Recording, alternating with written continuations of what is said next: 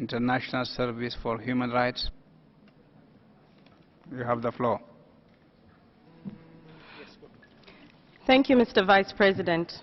I'm reading this statement on behalf of a Burundian human rights defender, Mr. Amel Niyongere, who did not get a chance to speak yesterday. Mr. Niyongere is the president of ACAT Burundi and was forced into exile in May 2015. Life is tough, with difficult living conditions for him and his family, but he has been persistent in his fight for peace and justice in Burundi.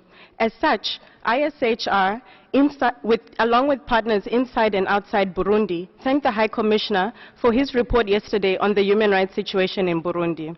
Mr. Vice President, human rights activists have paid a high price in the ongoing Burundi crisis. As cited in the report, the freedom of expression, association and assembly are severely undermined. ISHR is concerned that journalists continue to be arrested and illegally detained. To date, 83 journalists are in exile as a consequence of intimidation, threats and reprisals because of their work. The report notes that 15 NGOs have left Burundi, 4 are subject to international arrest warrants, and the bank accounts of 13 NGOs are currently frozen. These are clear signs of shrinking civil society space in the country.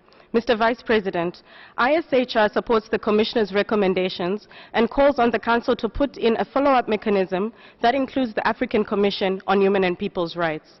We further urge the Human Rights Council to call on Burundi to, firstly, lift the arrest warrants against civil society leaders accused of organizing protests against the third term of President Nkurunziza.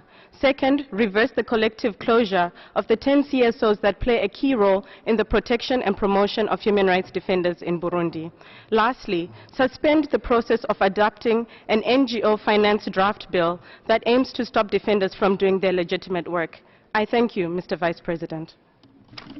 Thank you.